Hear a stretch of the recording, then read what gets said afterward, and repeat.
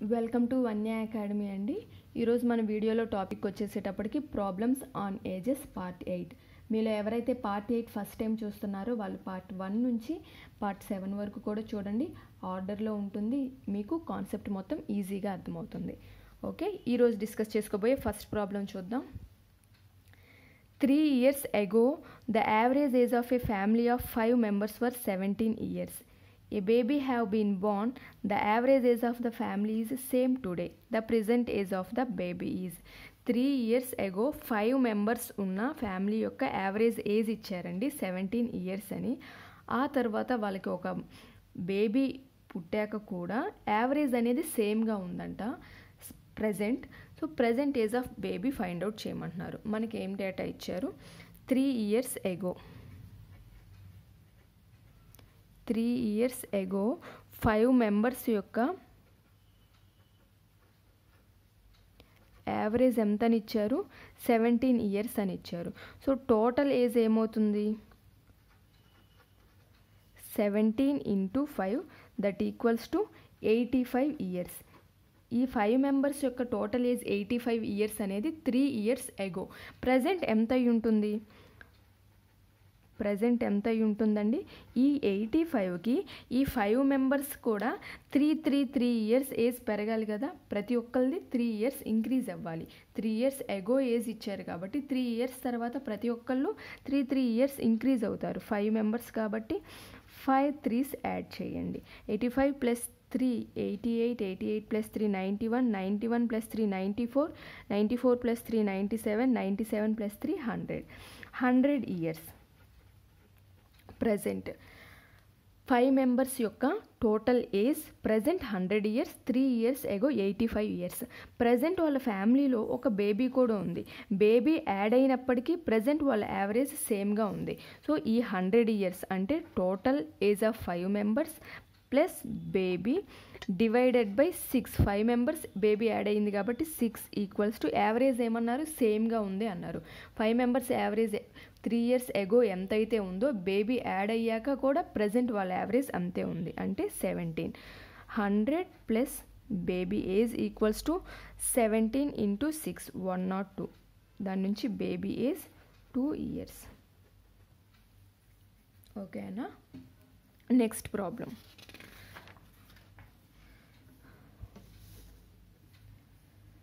The ratio of ages of a man and his wife is 5:3 when they get married. Marriage అయినప్పుడు వాళ్ళ age యొక్క ratio 5:3 అంట. After 8 years their ages ratio becomes 7:5. 8 years తర్వాత వాళ్ళ ages యొక్క ratio 7:5. When they purchases a new car their ages ratio is 3:5. వాళ్ళు ఒక కార్ని కొనుక్కున్నారంటండి. ఆ కార్ని పర్చేస్ చేసినప్పుడు టైంలో వాళ్ళ ages ratio 3:2. Then after how many years they bought a new car. ఎన్ని ఇయర్స్ తర్వాత వాళ్ళు కొత్త కార్ని కొన్నారు? మ్యారేజ్ అయిన టైంలో ఏజ్ యొక్క రేషియో ఇచ్చారు, ప్రజెంట్ వాళ్ళ ఏజ్ యొక్క రేషియో ఇచ్చారు. మ్యారేజ్ అయిన టైంకి ప్రజెంట్ టైంకి మధ్యలో ఏదో ఒక టైంలో కారు కొన్నారంట. ఆ కారు కొన్నప్పుడు వాళ్ళ ఏజెస్ యొక్క రేషియో కూడా ఇచ్చారు. వాళ్ళకి ఎన్ని ఇయర్స్ తర్వాత కారు కొన్నారు మ్యారేజ్ అయ్యాక అనేది మనల్ని ఫైండ్ అవుట్ చేయమన్నారు. చాలా సింపుల్, చూద్దాం చూడండి. మ్యారేజ్ అప్పుడు వాళ్ళ రేషియో ఎంతండి? 5:3 హస్బెండ్ అండ్ వైఫ్ది. Next at present after 8 years వాళ్ళ రేషియో ఏమైందండి? 7:5. డిఫరెన్స్ ఎంత? 2 parts. Difference 2 parts. 8 years. 2 parts అంటే 8 years అయితే 1 partకి ఏమవుతుంది? 2 4s are 8, 4 years. 1 part 4 years. కాబట్టి మ్యారేజ్ టైంలో హస్బెండ్ యొక్క రేషియోలో పార్ట్ ఎంత? 5 parts. సో మ్యారేజ్ టైంలో husband age 5 into 4, 5 4s are 20. అలానే వైఫ్ ఏజ్ రేషియోలో 3 parts కాబట్టి 3 into 4, 3 4s are 12. హస్బెండ్ యొక్క ఏజ్ తెలిసింది, వైఫ్ యొక్క ఏజ్ తెలిసింది మ్యారేజ్ టైంలో.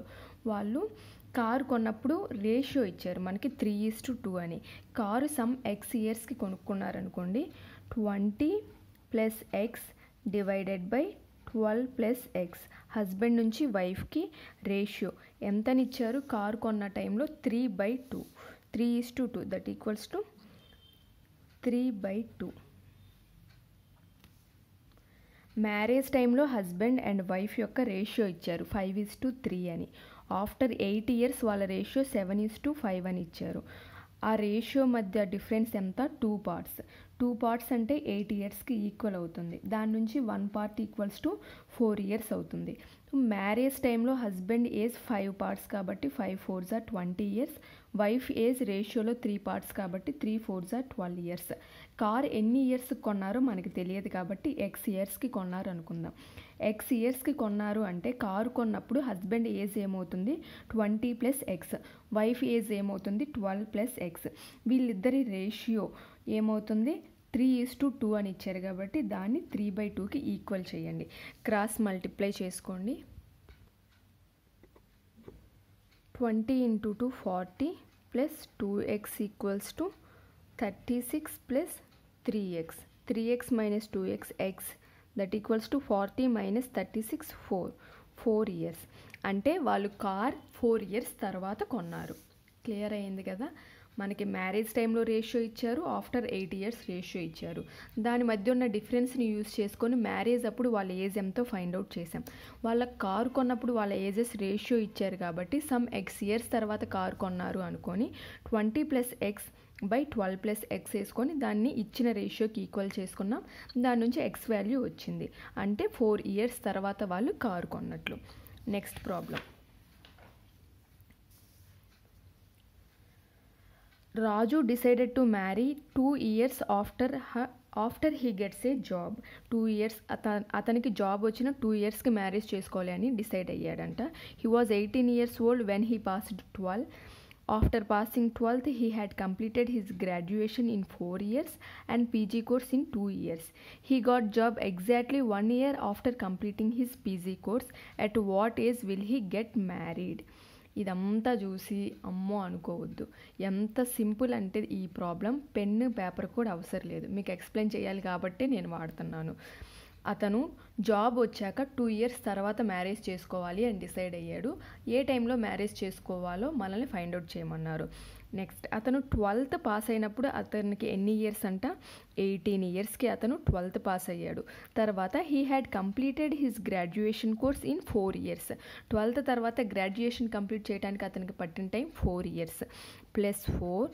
గ్రాడ్యుయేషన్ తర్వాత PG course in 2 years. 2 years PG course చేశాడు కాబట్టి +2. తర్వాత he got job exactly 1 year after completing his PG course. PG course complete అయ్యాక 1 yearకి అతనికి జాబ్ వచ్చింది.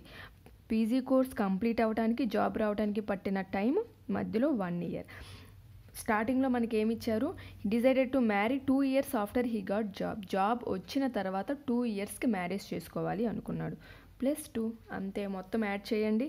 18 + 4 22, 22 + 2 24, 24 + 1 25, 25 + 2 27.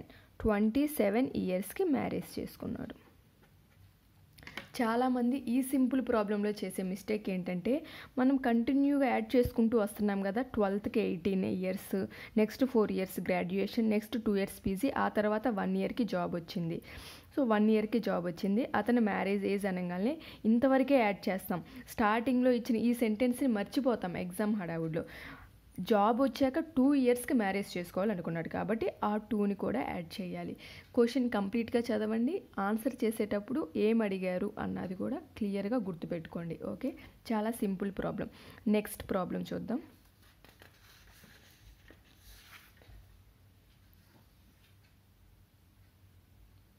In a family the father's age is 1/3 of the grand father's age. ఒక ఫ్యామిలీలో father age grand father ఏజ్లో 1/3 ఉందంట.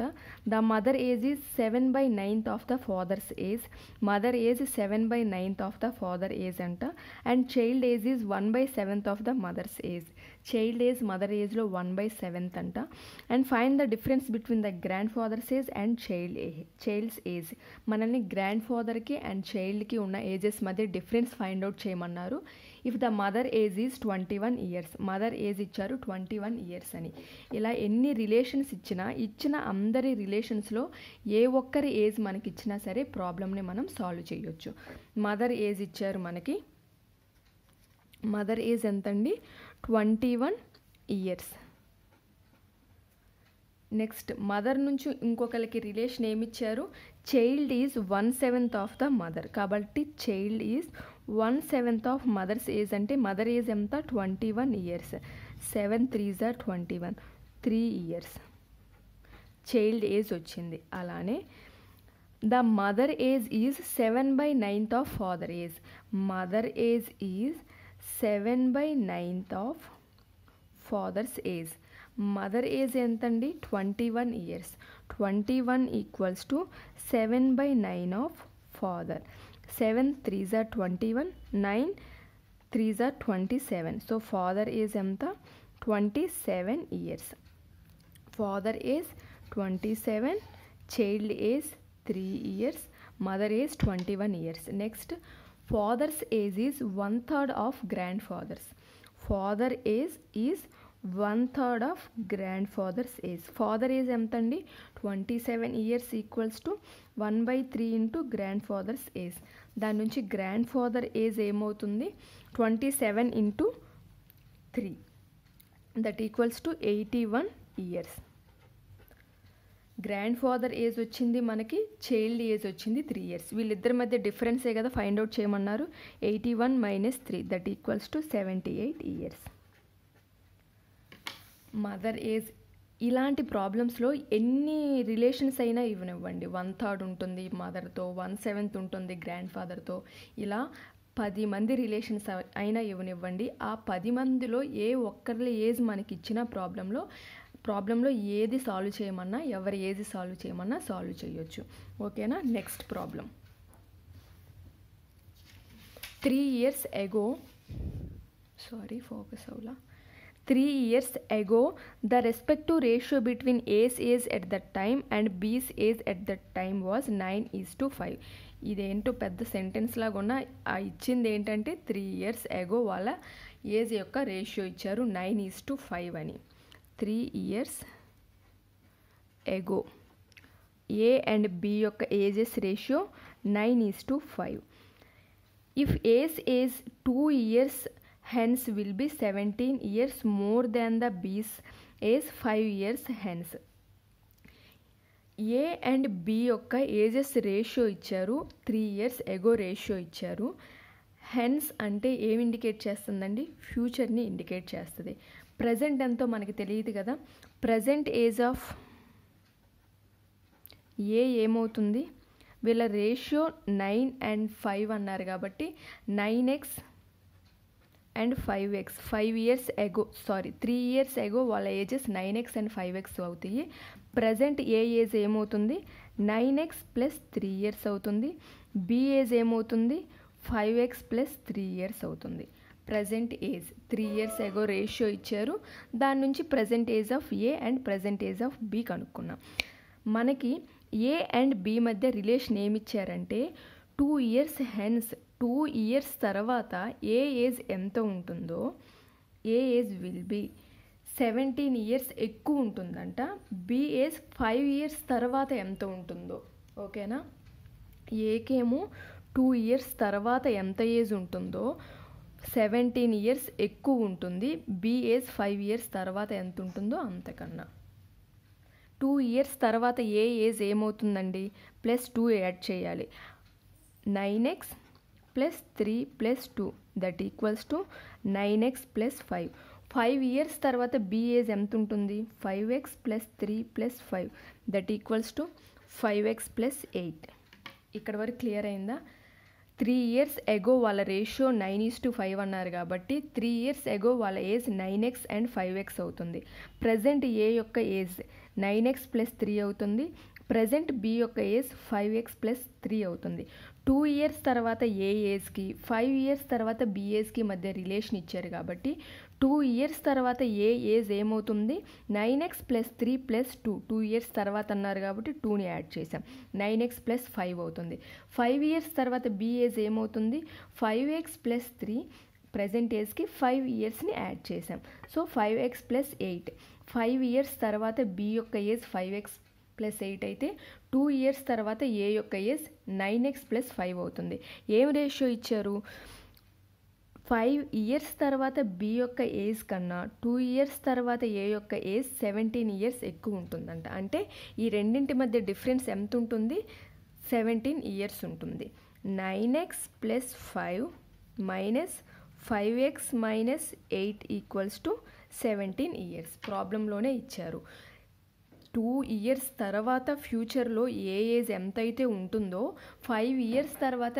బీకున్న ఏజ్ కన్నా 17 years ఎక్కువ ఉంటుంది కాబట్టి దాని నుంచి ఈ ఈక్వేషన్ రాసుకున్నాం సో సింప్లిఫై చేయండి 9x - 5x 4x - 3 = 17 4x = 20 x = 5 years ex value వచ్చింది మనల్ని ఏం ఫైండ్ అవుట్ చేయమన్నారు వాట్ ఈజ్ బీస్ ప్రజెంట్ ఏజ్ బి యొక్క ప్రజెంట్ ఏజ్ ఏమవుతుందండి 5x + 3 be present age 5x + 3 ఇవి ప్రజెంట్ కాబట్టి be present age 5x + 3 5 X value ఎంత వచ్చింది 5 5 × 5 + 3 5 5s are 25 + 3 that equals to 28 years okay ఈ వీడియోతో ఈ పార్ట్తో ప్రాబ్లమ్స్ ఆన్ ఏజెస్ అయితే మన ఛానల్లో కంప్లీట్ అయ్యిందండి మీరు ఎవరైనా ఈ పార్ట్ని ఫస్ట్ టైం చూస్తున్నారో అన్ని పార్ట్స్ కంప్లీట్గా చూడండి నెంబర్ ఆఫ్ మోడల్స్ డిస్కస్ చేసాం షార్ట్ కట్స్ డిస్కస్ చేసాం బేసిక్ మోడల్స్ నుంచి డిస్కస్ చేసాం అన్నీ చూసి మీరు ప్రాక్టీస్ చేయండి ప్రాక్టీస్ చేస్తూ ఉంటే ఇక్కడ మనకి బి యొక్క ప్రజెంటేజ్ ఫైండ్ అవుట్ చేయమన్నారు కాబట్టి ఫైండ్ అవుట్ చేసాం సేమ్ ఇలాంటి ప్రాబ్లమ్సే ఇస్తారు ఏ యొక్క ప్రజెంటేజ్ అడుగుతారు లేదా 20 ఇయర్స్ తర్వాత బి ఏజ్ ఎంత అవుతుందో చెప్పమంటారు లేదా 20 ఇయర్స్ తర్వాత ఏ అండ్ బి యొక్క రేషియో ఎంత అవుతుందో చెప్పమంటారు ప్రాబ్లం ఒకేలా ఉంటుంది సాల్వ్ చేసే విధానం వాళ్ళు అడిగే క్వశ్చనే కొంచెం మారుస్తూ ఉంటారు అది మనకి ఎలా చెయ్యాలి అనేది దాని కాన్సెప్ట్ అర్థమైతే చెయ్యటం అనేది చాలా ఈజీ అండి సో ప్రాబ్లమ్స్ ఆన్ ఏజెస్ అయితే కంప్లీట్ అయిపోతుంది రేపటి నుంచి ఇంకో కొత్త టాపిక్ స్టార్ట్ చేస్తాను మన ఛానల్లో